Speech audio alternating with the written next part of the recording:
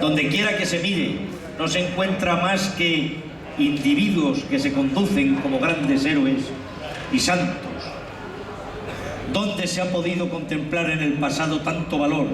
¿Dónde se ha podido contemplar en el pasado tanto valor, abnegación y talento? Antes no habrían sido posibles las guerras como las nuestras, ni en tiempo de paz como los nuestros. Habrían requerido demasiadas virtudes y más hombres eminentes de los que existían. Pero si la época de los no héroes, por decirlo así, ya quedó atrás, es posible que sus ideas ya no interesen. Al contrario, es precisamente porque resultan raros, es por lo que interesan los sentimientos y las ideologías. ¿Qué no daríamos por llegar a conocer con exactitud, por ejemplo, la vida interior de algunos de los últimos saurios? Esos grandes herbívoros que aparecieron sobre nuestro globo terrestre en los tiempos prehistóricos. Posiblemente se extinguieron porque no podían competir en importancia con otras criaturas, pero por eso mismo, cualquier documento auténtico sobre ellos suscitaría interés. Si usted se compara con los saurios, ya es hora de que escriba sus memorias, porque si tarda un poco más, tal vez nadie pueda ya entenderle. Las mutaciones, y lo estamos viendo hoy, aquí y ahora, se realizan con violenta rapidez. En nuestros días la ciencia admite que la transición de una época a otra se verifica a tirones. También se podría decir que de golpe. Durante mucho tiempo se producen pequeñísimas alteraciones, discordancias y deformaciones que preparan el cambio, la caída del muro de Berlín. Durante largo tiempo aún, los saurios continuaron frecuentando, por decirlo así, la mejor sociedad, aunque ya habían sido un tanto relegados a un segundo plato. No quedaban nada detrás de ellos, pero todavía se les saludaba. En el calendario nobiliario del mundo animal ocupaban aún un puesto honorable, aunque no fuera nada más que por su edad. Todavía se consideraba de buena educación comer hierba, aunque los animales de bien preferían ya la carne. Todavía no era vergonzoso medir 20 metros de la cabeza a la cola. Durante cierto tiempo y de repente se produjo un cambio absoluto. Si no tiene usted grandes reparos, le rogaría que escuchara de vez en cuando algún capítulo de mis memorias. No tengo inconveniente.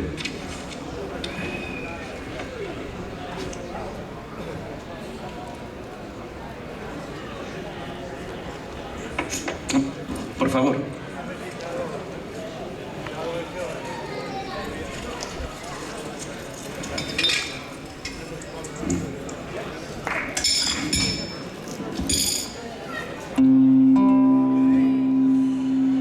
Si usted no tiene un alma que vender, si no le acucia la necesidad, si no le tienta el lujo ni el poder, si no es esclavo de la propiedad, si no posee carnet de conducir, si no navega ni por internet, si le importa un carajo el porvenir, si no tiene hipotecas ni chalet, usted no es de este mundo, créame, pero le encontraremos su lugar, porque algo le tendremos que vender, o algo nos tendrá usted que comprar.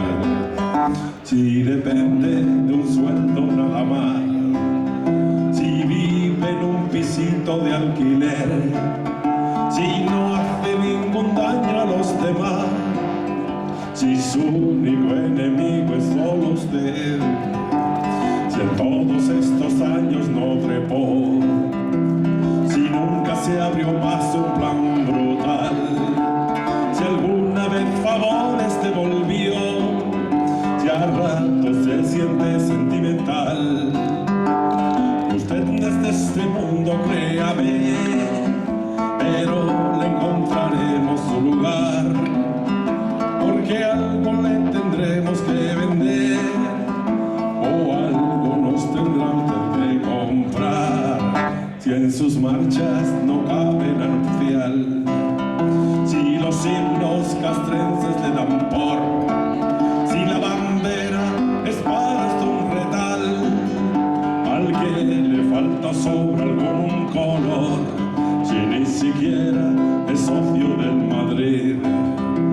alguna cofradía o sociedad, si no es adepto a un líder o adalid, si a usted solo le importa la amistad, usted desde este mundo, créame, pero le encontraremos su lugar, porque algo le tendremos que vender, o algo nos tendrá usted que comprar.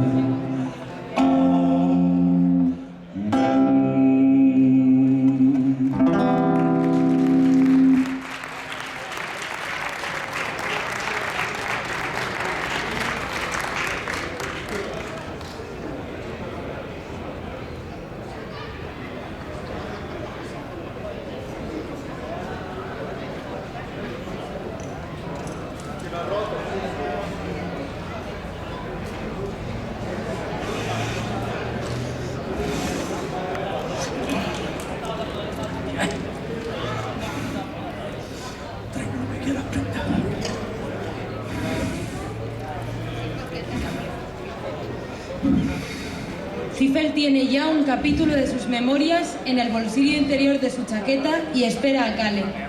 Como este no vino en toda la semana, Ziffel llegó a pensar que había escrito este capítulo inútilmente y dejó de escribir.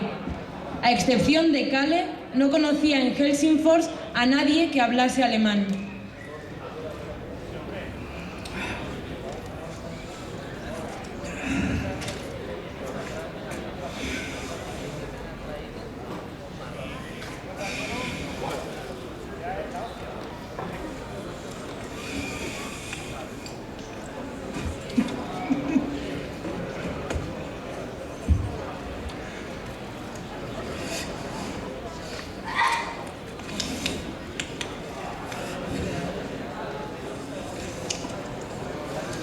Le hablé de mis memorias.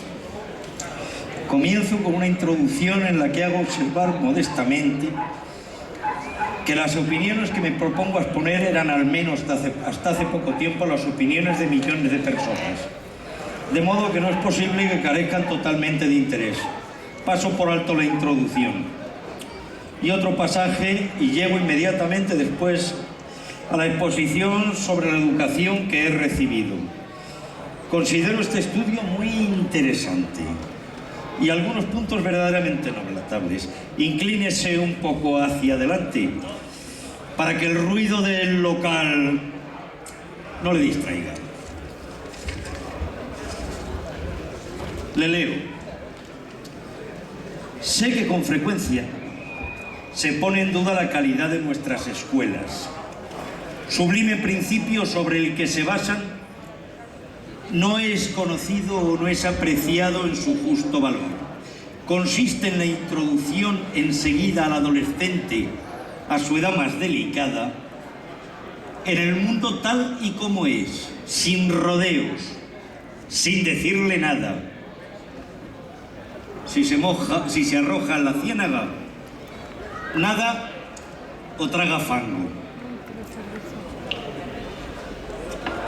Taxi.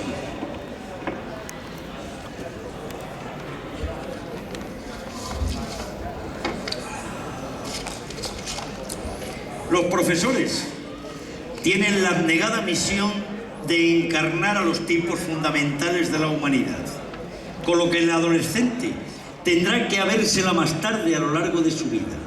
Así tiene ocasión de estudiar de 4 a 6 horas diarias la brutalidad, la maldad y la injusticia. Para una enseñanza tal, ningún precio sería demasiado alto, pero es impartida, incluso gratuitamente, por el Estado. En la escuela, el inhumano se presenta ante el adolescente en inolvidables configuraciones. Goza de un poder casi ilimitado, provisto de conocimientos pedagógicos y de una experiencia, forma al alumno a su imagen. El alumno aprende todo lo que es necesario para abrirse camino en la vida.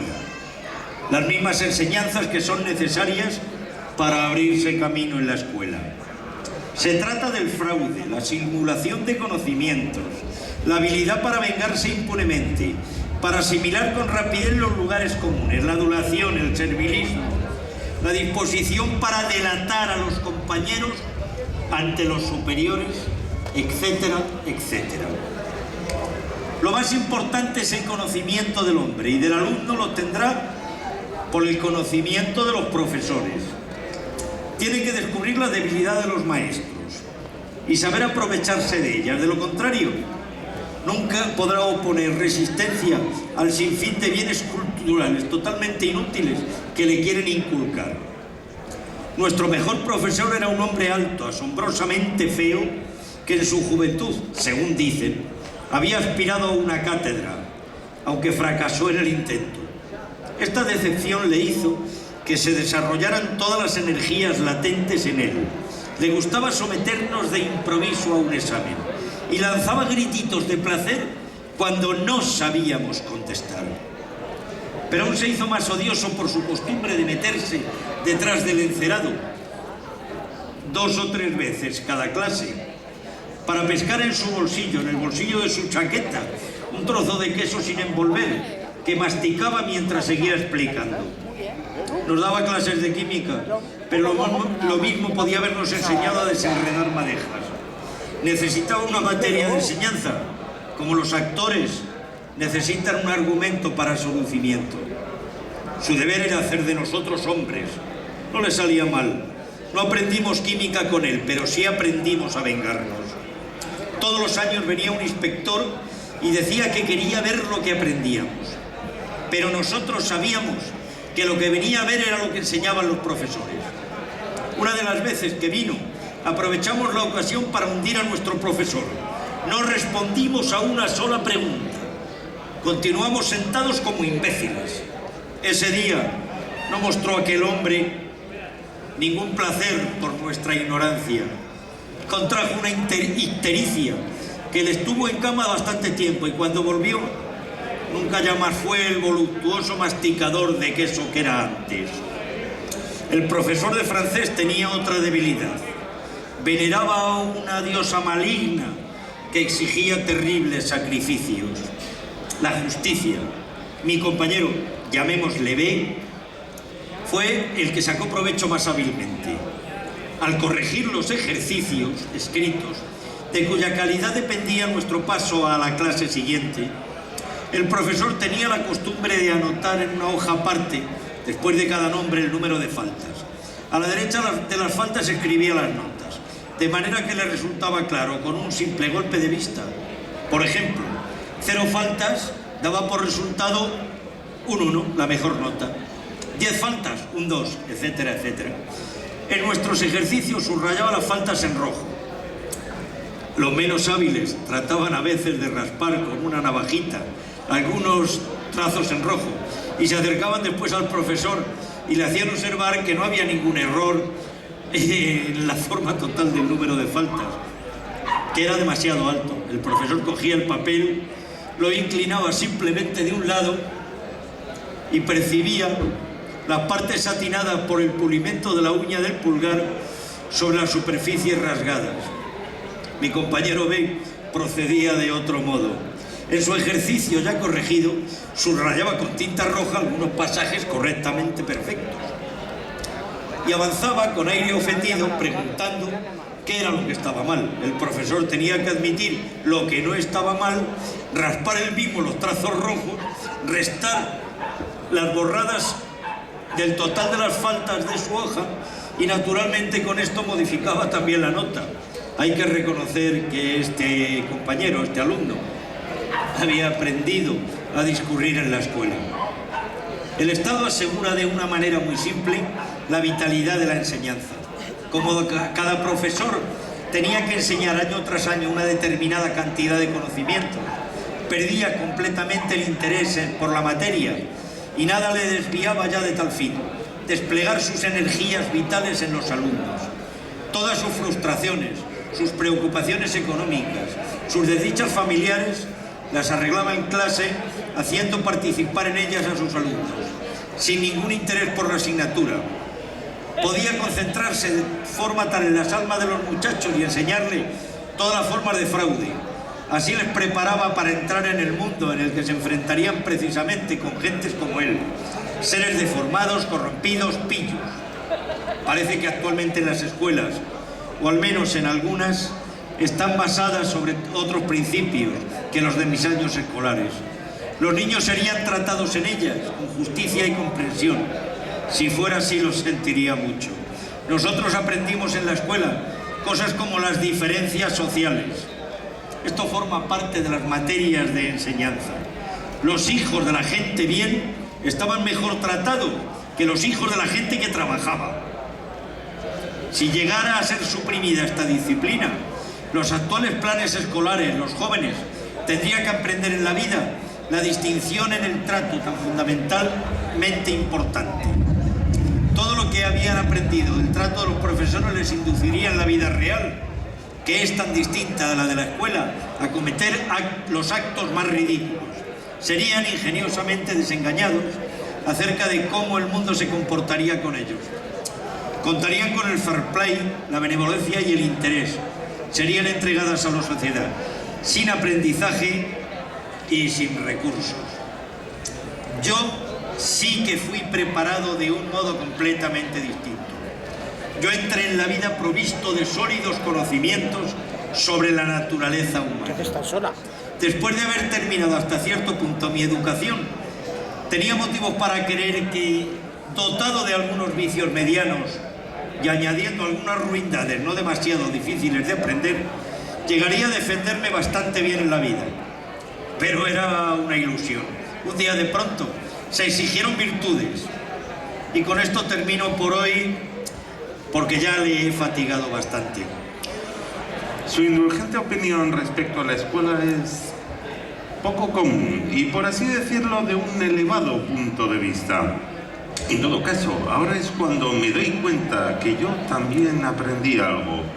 Recuerdo que en el primer día recibimos ya una buena lección. Cuando entramos en la clase limpios, con nuestras mochilas, cuando nuestros padres se habían marchado, el maestro nos alineó junto a la pared y ordenó que cada uno busque un sitio. Y nosotros nos dirigimos a los bancos. Un alumno no encontró sitio porque faltaba uno y se quedó buscando entre las mesas mientras todos los demás estábamos sentados. El maestro le pilló de pie y le largó una bofetada. Para todos nosotros fue una buena lección. No se debe tener mala suerte. Era un genio ese maestro. ¿Cómo se llamaba? Henrietta. Me asombra que se quedara el simple maestro de escuela. Debería tener seguramente algún enemigo en la dirección. También era muy buena una costumbre que introdujo otro profesor. Decía que quería despertar nuestro pundonor. Cuando alguno... Perdóneme, yo continúo con Henry. ¿Cómo me dijo que se llamaba? Henrietta. Con Henrietta. Qué sutil modo y qué sutil modelo en pequeño construyó con sus simples medios. Un aula corriente, un puesto de menos, y ya tenía bien claro ante los ojos del mundo lo que les esperaba. Solo un par de trazos audaces y lo esbozó prácticamente ante ustedes. Una obra maestra. Y apuesto que lo hizo de modo instintivo, por pura intuición. Un simple maestro de escuela. En todo caso, recibe ese tardío reconocimiento.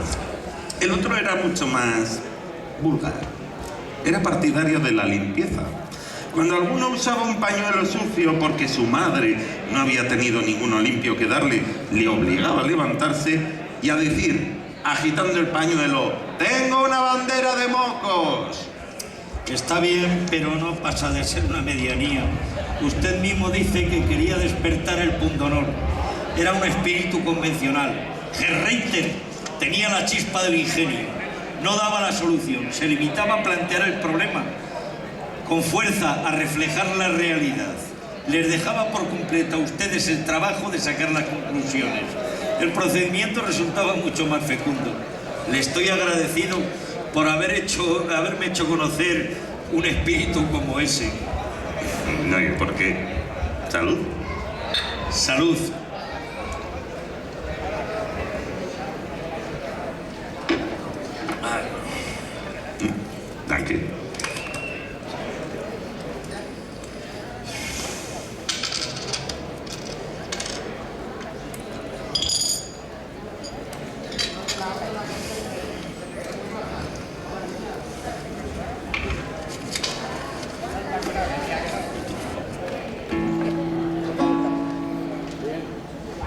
Otra vez se oye hablar de grandeza, Ana, no llores, entendernos fiará. Otra vez se oye hablar del honor, Ana, no llores, no podemos comer ya. Otra vez se oye hablar de victoria, Ana, no llores, a mí no me tendrán. Ya desfila el ejército